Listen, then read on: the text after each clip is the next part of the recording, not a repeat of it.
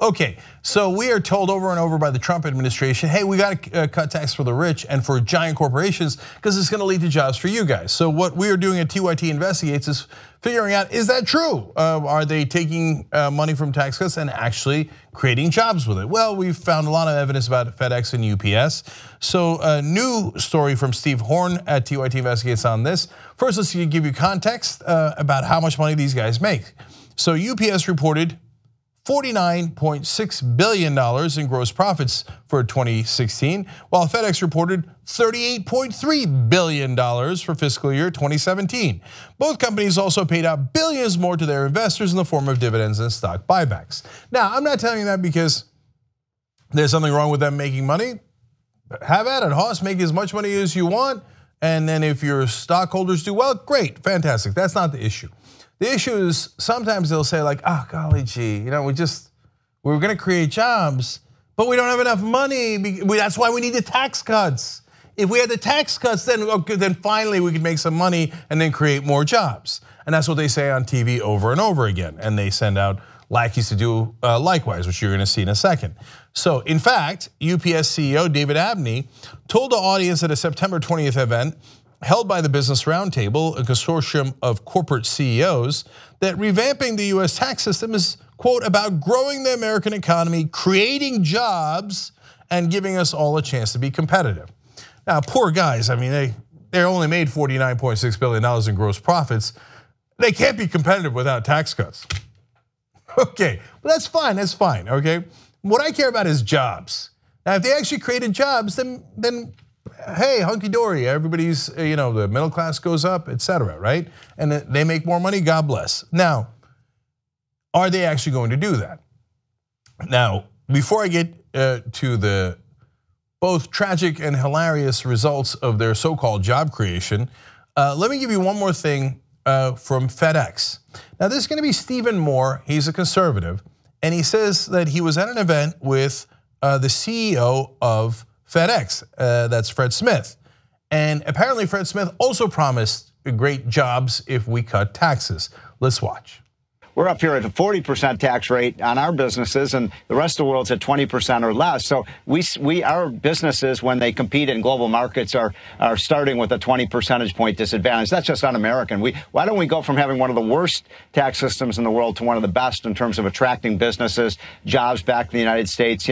I had dinner, Allison, the other night with Fred Smith, the CEO of FedEx, a company that employs 100,000 Americans, and he just basically said, look, if you get that tax rate down, as Donald Trump is talking about, and you also do the repatriation. Remember, Allison, we want to allow companies to bring money, trillions of dollars that's overseas back invested in the United States. He said, look, we're going to build new airplanes. We're going to have more, vehicles. We're going to hire more workers.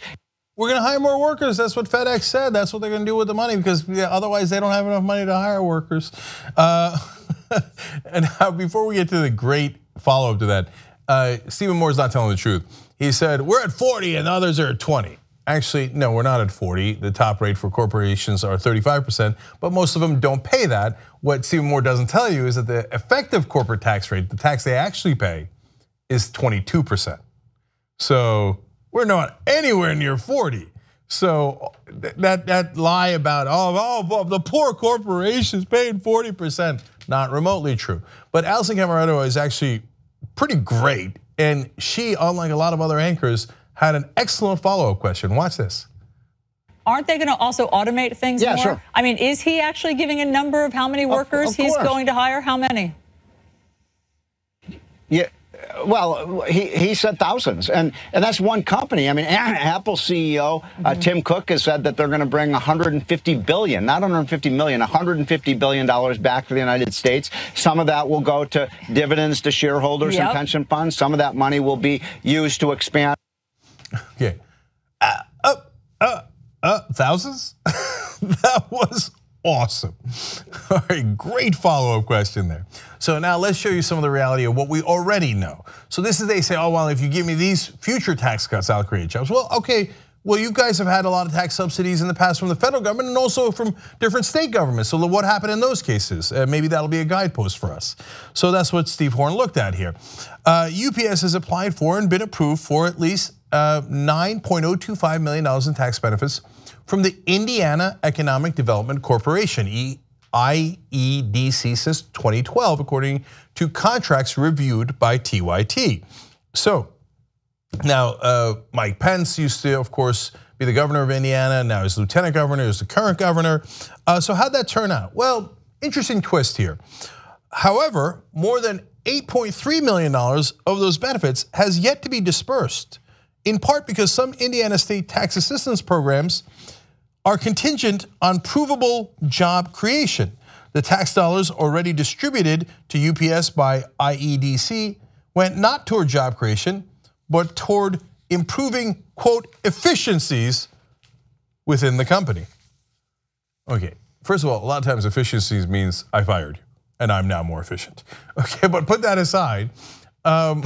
So they're like, okay, here's $9 million, but you have to show that you create jobs. By the way, here, credit to Indiana, Pence and the new governor, because it did say in there you have to create jobs. And then UPS is like, oh, we were just kidding. We weren't really going to create jobs. So they couldn't get most of the money. They had to, the $8.3 million had to sit there because they didn't actually create jobs. They're like, why don't we just take the money and create efficiencies? Isn't that good enough? In this case, not good enough, okay? Because they never use it for that. All right, TYT has learned, Horn continues, that the one time in recent years in which IEDC granted UPS a tax credit contingent on job creation, the company backed away from the deal, okay? So this is another deal. The tax credit was worth $875,000, and they just said, look, in return, you don't have to create thousands of jobs.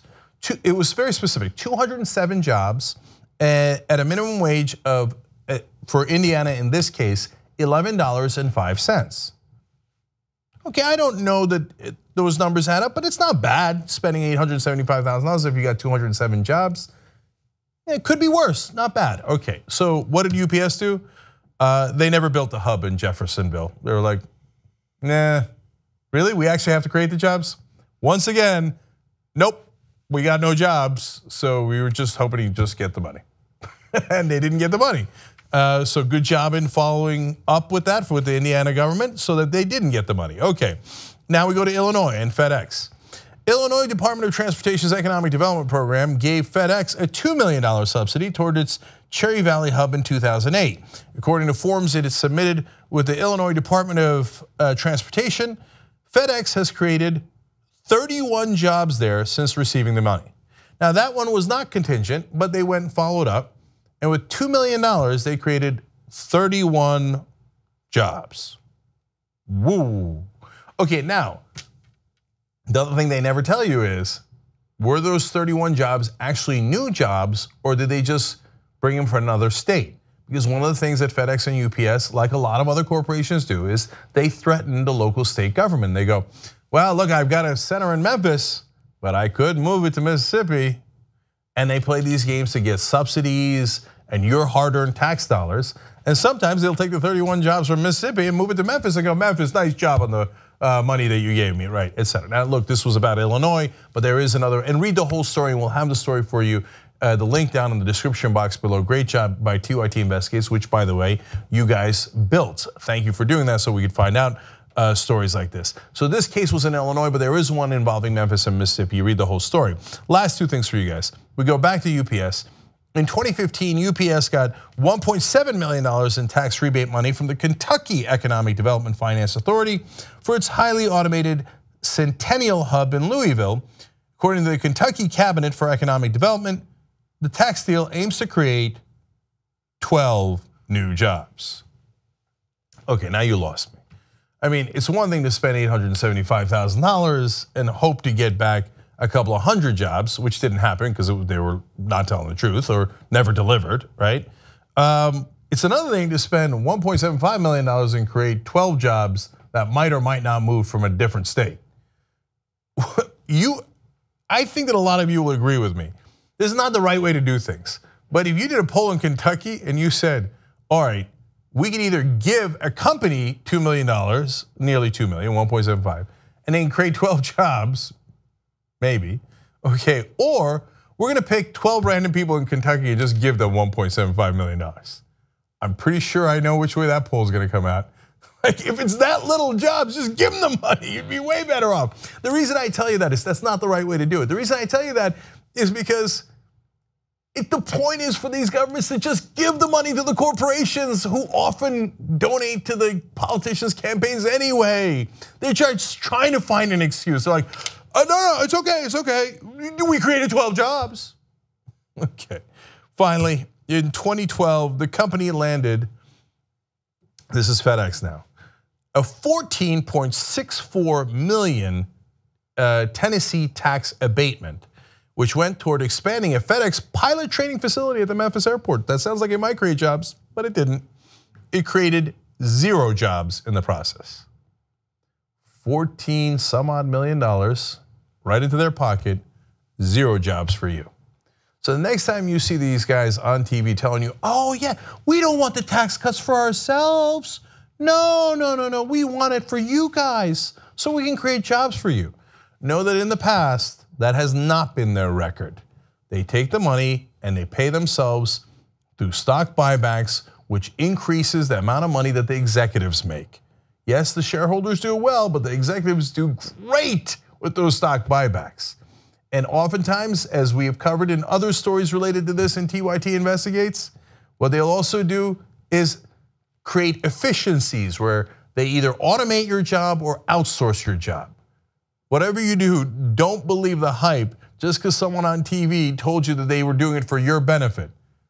Oftentimes, if you look at the facts as we have, that is the opposite of what's the case. If you like the Young Turks, you'll love Young Turks membership, tytnetwork.com/join.